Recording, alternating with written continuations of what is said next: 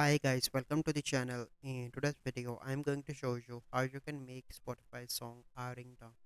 So the first step you simply need to do is to open Play Store and search for the Spotify. Click on that and you need to update Spotify application. So once you've done that, you simply need to go back and open Spotify. So let me find.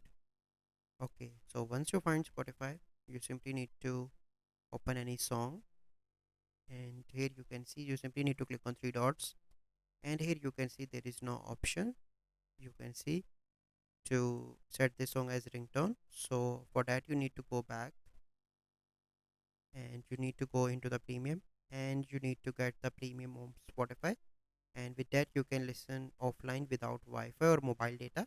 So in this way you can set that song as your ringtone as well. So this is the process. I hope you find this video helpful.